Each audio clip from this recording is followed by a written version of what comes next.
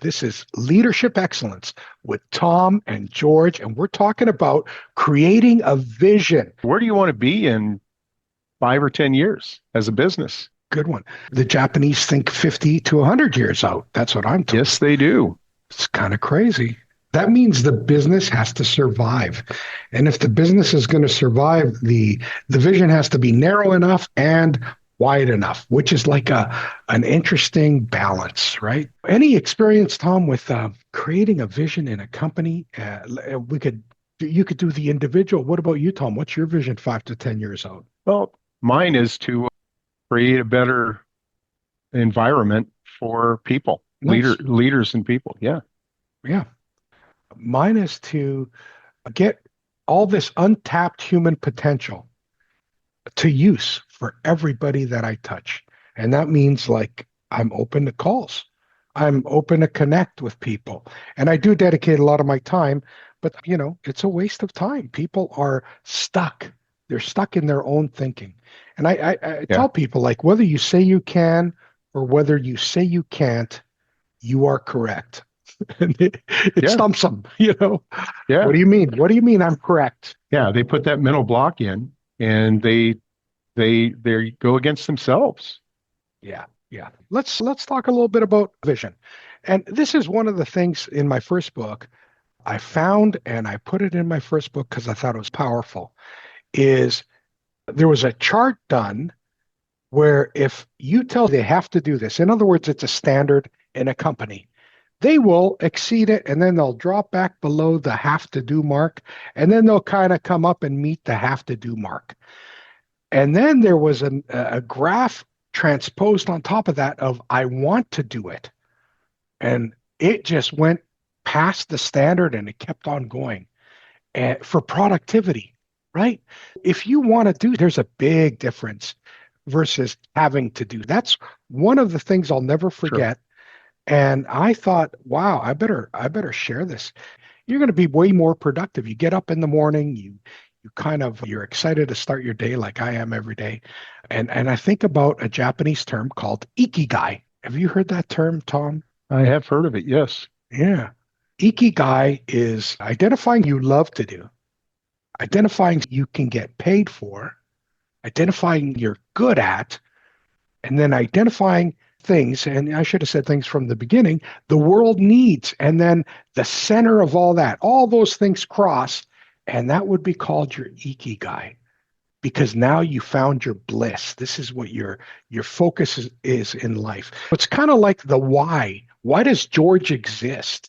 Well, I know my why. Other companies, maybe not much. They might not know why they exist. This is like an interesting topic. Go ahead, Tom. Share a little bit about your thoughts on vision. George, you're right.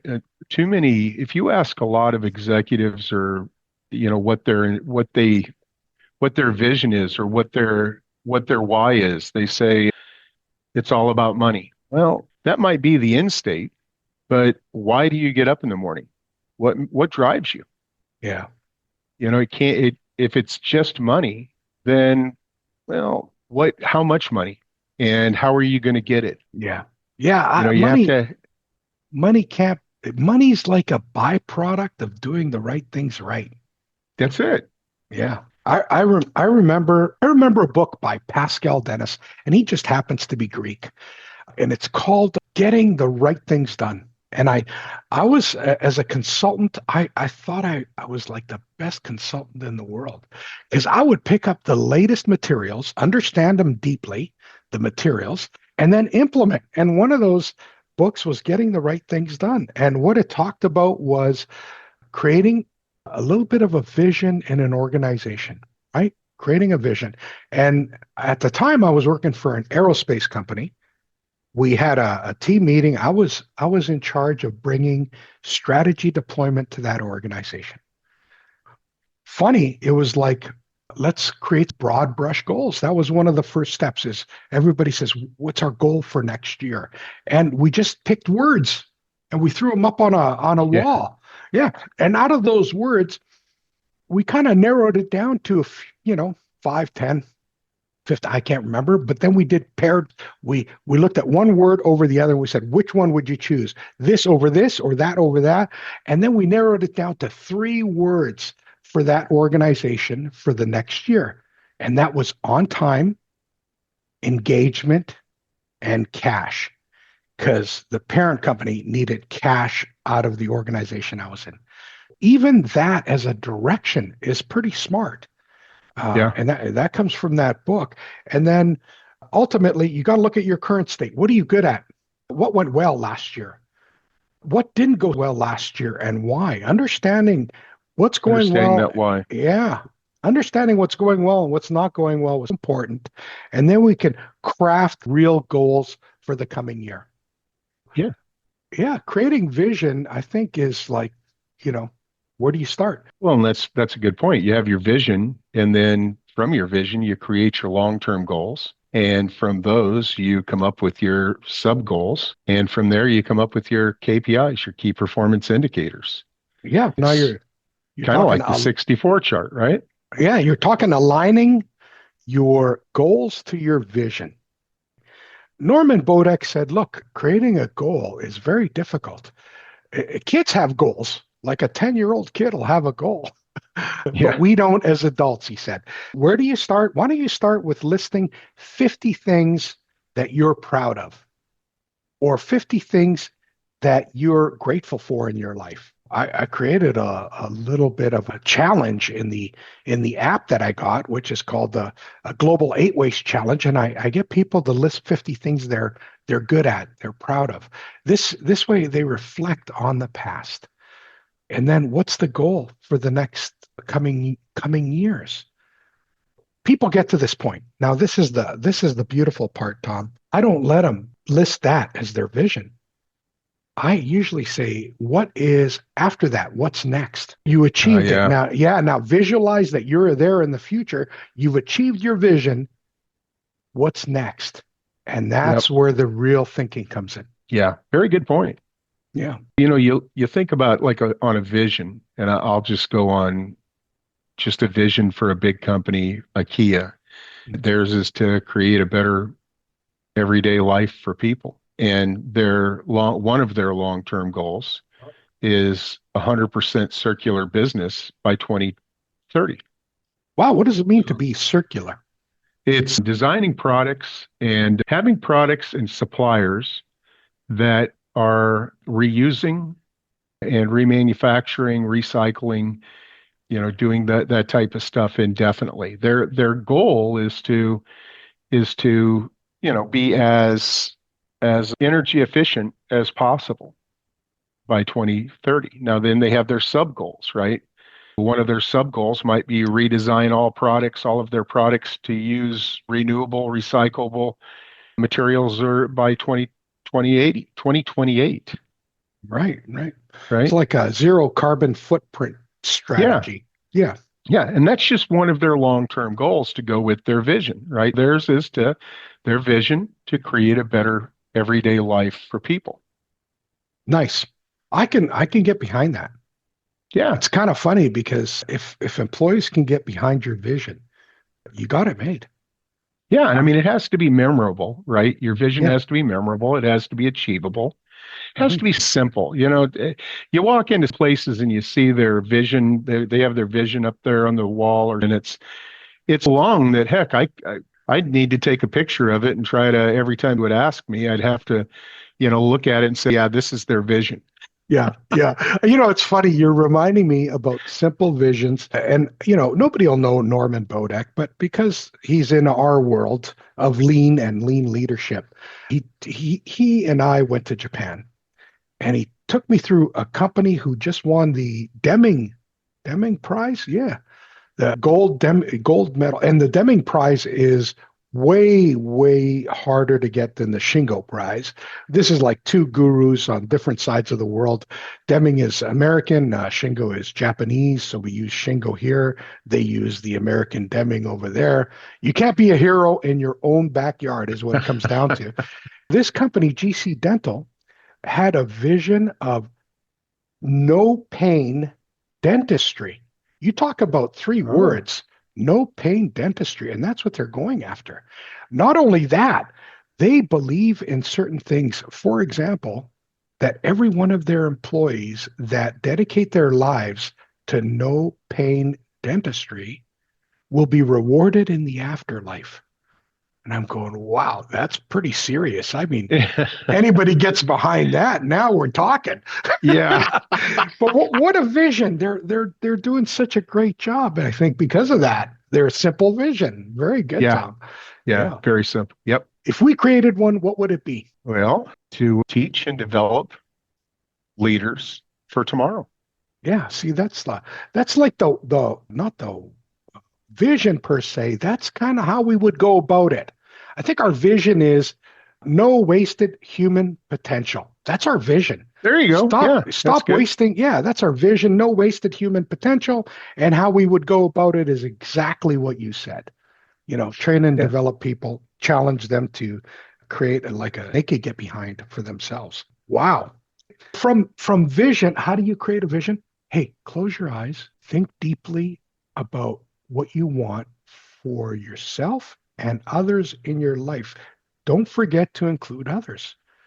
I remember including Joanne in my vision, and my world became a lot better because I took it with me, and Yeah. I loved it. You close your eyes, you just take 5 minutes. I know it's going to be like an eternity for people not to talk for 5 minutes. Take 5 minutes, let the energy around you tell you like this is where you should be in your life. This is where you should go. And you create that kind of vision for your organization, for your people. Share it with key people in your organization. Say, can we get behind this?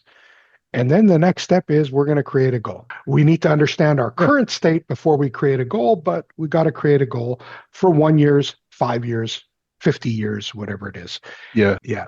I don't know about you in the US, Tom, but in Canada, when you incorporate an organization, they consider that like a separate, they tax us based on that being a we get taxed heavily. I know you guys have a much better situation, but the idea is that when you start a company, it's a baby and you want it to grow. Hopefully, it lives past you. Hopefully That's a that's your very good vision. analogy. Yeah. If it lives past you, you've done a good job. And large companies have done that. Disney, of course, others. It's lived past the founder. And Go ahead. with Mhm. that and growing, like you're saying, developing and growing, the leadership, when they're looking at 5 and 10 and 50 years out, they have to, they have to, they can't become full of themselves, right? For instance, like Kodak, right? Became full of themselves that, hey, when digital photos came out, they said, hey, people are always going to use our film. We don't need to worry about that. And well, it bit them, right? And there's several instances like that. It doesn't matter how big you are, you have to continually look at your vision and think about where do you want your company to be in 5 or 10 years. Don't become comfortable that because you're big, you might be the market leader today, but you always have to keep in mind that your competition wants what you have, and their Yeah. vision is to have what you have. So It's a you dog eat better, dog world. yeah, you better have a vision that's going to keep them out of your business. Right, right. Competition is not such a bad thing, but you gotta be careful. Like this, the Swiss watchmakers, you're just spawning that memory for me. Joel Barker, I think it was, did a video on paradigms. What's a paradigm? It's a set of rule or regulations that we live our life by. And way back, Texas Instruments and Seiko from Japan walked by the Swiss watches, and these guys invented that really was a toy for them. It was like a digital display on a watch. They said this is not even worth patenting, not even worth patenting. And they walked by, they saw that toy watch, that wasn't worth patenting. They stole the idea, and they had 80,000 watchmakers around the world. They lost 55,000 because of the new business that Texas Instruments and Seiko started. It's like, be very careful, very, very careful. You want to be in the patenting business for no other than you can sell it to Seiko or sell it for no Yeah. other. I mean, I look back and I'm thinking, wow, blunders. We keep on thinking using our own rules and regulations, which is like, of course we are. We look at the world through our eyes. Of course, we're going to think that way, but the opportunities that we miss is pretty amazing. Well, yeah, because we have that block up, right? We put Yeah, that wall up and we're saying, "Yeah, that's nothing. Nobody's yeah, going to do that." you got it. Yeah. Wow. We have a vision. We might, in our vision, create type of goal. It doesn't need to be perfect, but what it does need to have is a date. I Yes. remember, one company I worked with in Winnipeg, they wanted to be $1 billion company by X.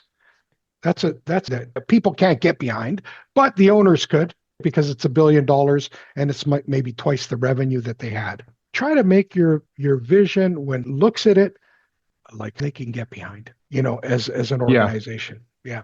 But when you get that goal, if you want help, Tom and I have decided to give you a little help. We'll create what's called Open Window 64 chart, which is what Shohei Ohtani of the Dodgers created for himself when he was 15 years old. All right, and look at him today. They just beat Oh, it create an was the Phillies. yeah, you got it. See, the Yeah. Phillies were a great team this And year. and the Phillies were, yeah, they were a great team. They were, I think, number one seed, weren't they? Yeah, they were. They had a bye. And Yeah. then I thought they would beat the Dodgers, quite honestly, because every Yeah. time they met through the regulars, they kind of beat them. Look, Shohei Ohtani did this. We'll help you do it. All it is you put a goal in the middle, and then you surround your goal by focus areas, eight focus areas.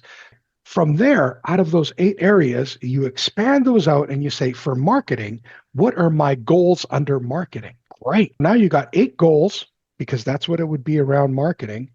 8 goals around marketing, which is one of the 8 areas. 8 times 8 is 64. You get an open window 64 chart, and we'll help you create what's called deliverables for your organization. And then you can spread that out and delegate to the vice presidents or anybody lower down in the organization. And you could say, which ones do you want? And this is a great way to do what we said from the beginning, right? You don't want to say, here's the standard. What you want is who wants to do it and get them to want to make it happen. And that's a great start. We'll help you create your first 64 chart. That's our promise to you. Connect with us under theharada.method.com, which is the method that has the open window 64 chart, which Shohei Ohtani used when he was 15 years old. He's, I think, 30 now. 15 years ago, the guy had a vision. That's all we're going to do on vision. Next week, we're going to talk about aligning goals to this vision that you create. Stay open. In Yeah. Japan, they've got a saying, keep your cup right side up. Keep your cup right side up, always willing to learn. I All like right. that. Yeah. Next week, Tom and I will be talking about aligning goals to meet your main goal. Take care, Great. guys. See you next week. And thank you.